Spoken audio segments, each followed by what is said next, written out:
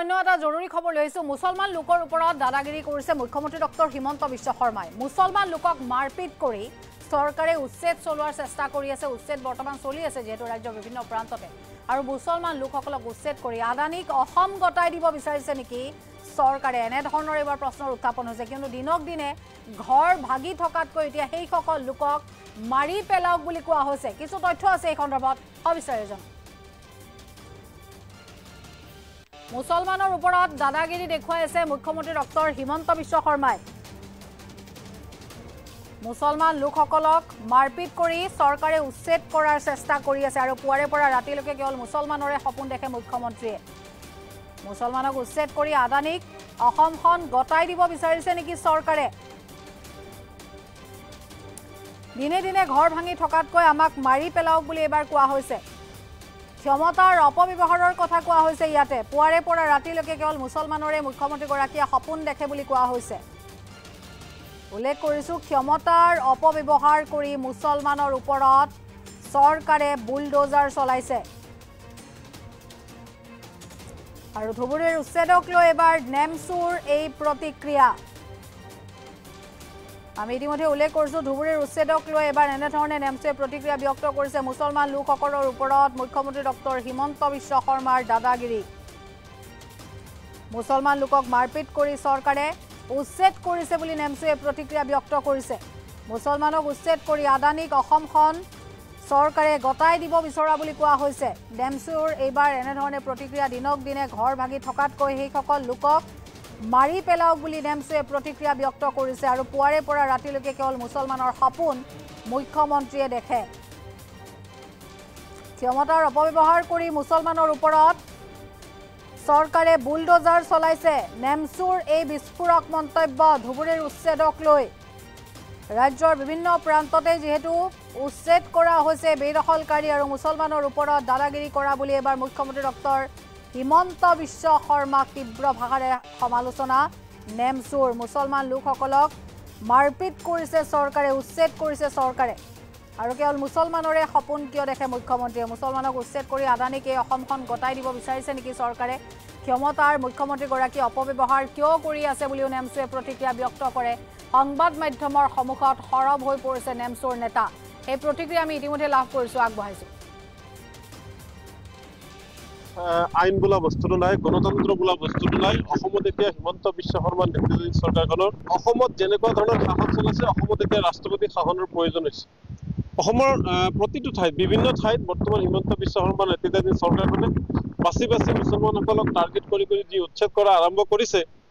মানে ইয়াৰ আঁৰৰ উদ্দেশ্য আমি কিছুমান আছে বুলি ভাবিছো এটা হৈছে তেওঁৰ সাম্প্ৰদায়িকতাবাদ আৰু দ্বিতীয়টো হৈছে যে আদানী আম্বানীক অসমখন গতাই দিব লাগে ডক্টৰ হিমন্ত বিশ্ব শৰ্মাই আদানী আম্বানীক অসমখন গতাই দিয়াৰ বাবে এটা পৰিকল্পনা ৰচিছে আৰু চাওক আজিৰ পৰা 10-15 বছৰ পাছত এই অসমখনত মানে আদানী আৰু আম্বানীৰ ৰাজ চলিব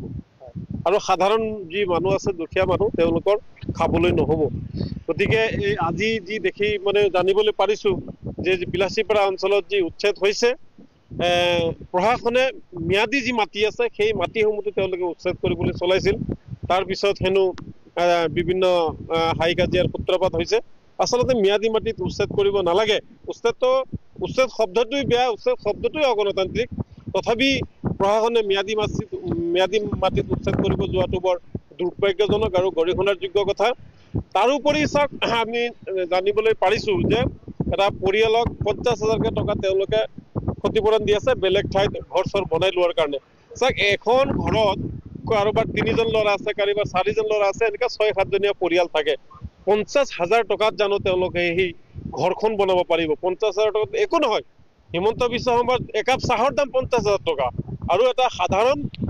মানে 4-5জনীয়া পৰিয়াল নিজৰ ল'ৰা ছোৱালী গৰু ছাগলী জীৱ জন্তু লৈ কেনে 50,000 টকাত ঘৰ বনাব জানো পাৰে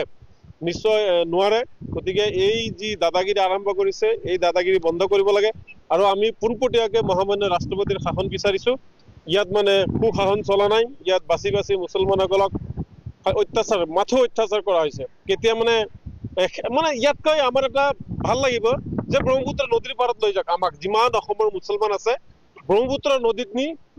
গুলি ৰেডি কৰক তাৰ পিছত তাতে হিমন্ত বিশ্ব শৰ্মা কি কৰে কৰক আমি তাকে ভাল পাম এনেকে আজি ওত ঘৰ ভাঙিব, কালি তোত ঘৰ ভাঙিব, মানে এইবিলাক কৰাতকে আমাক একেবাৰে নিশেষ কৰি দিয়ক। আমি তাকে মানে হিমন্ত বিশ্ব শৰ্মাক ডাইৰেক্ট কৈছো, মুখ্যমন্ত্ৰী মহোদয় আমাক আপুনি একেবাৰে শেষ কৰি দিয়ক মানে অসমৰ ভূমিৰ পৰা, আপোনাৰ তেতিয়াহে আপোনাৰ মনটো মানে শান্তি হ'ব বুলি আমি ভাবিছো। অকল মুছলিম মানুহৰ সপোন দেখা পায়, আৰু সেই মুছলমান মানুহ মানে বাংলাদেশত বাংলাদেশী বুলি কয়। আচলতে আমি দেখাব বিভিন্ন সময়ত তেওঁ বাংলাদেশত গৈ থাকে, গতিকে বাংলাদেশীৰ লগত কি লিংক আছে, কি সম্পৰ্ক আছে, এইটো তেওঁলোকে জানিব। কিন্তু আমি এটা কথা জানো যে এইসকল বাংলাদেশী নহয়, এইসকল অসমৰ অসমীয়া হয়, তেওঁলোক খিলঞ্জীয়া হয়, প্ৰকৃত খিলঞ্জীয়া হয়। প্ৰকৃত খিলঞ্জীয়া অসমৰ এইসকল মুছলমান লোক হয়, কাৰণ এওঁলোকে অসমৰ অন্ন যোগান ধৰিছে, এওঁলোকে অসমৰ অসমীয়া ভাষা সংস্কৃতি ইত্যাদি ৰক্ষা কৰিছে, গতিকে এওঁলোকে খিলঞ্জীয়া। আৰু দাদাগিৰি হিচাপে এওঁলোকক বাংলাদেশী বুলি কৈছে। যিহেতু তেওঁ মুখ্যমন্ত্ৰী, তেওঁৰ হাতত সম্পূৰ্ণ ক্ষমতা আছে,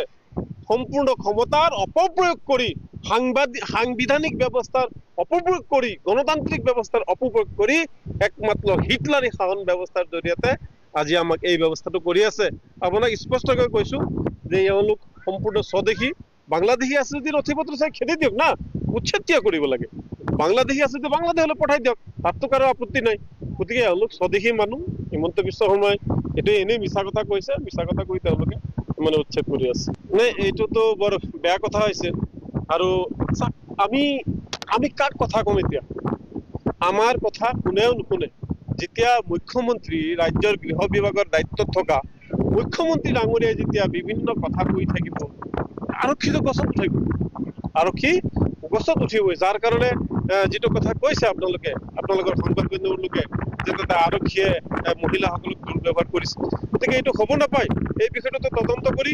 যি আৰক্ষীয়ে এনেকুৱা যদি কৰিছে, তেতিয়াহ'লে সেই আৰক্ষীৰ বিৰুদ্ধে গৃহ বিভাগে ব্যৱস্থা ল'ব লাগে। কোনে অধিকাৰ দিছে? ঘৰ ভাঙিবলৈ চৰকাৰে কৈছে, কিন্তু মহিলা মানুহক মাৰপিট কৰিবলৈ কোৱা নাই নহয়।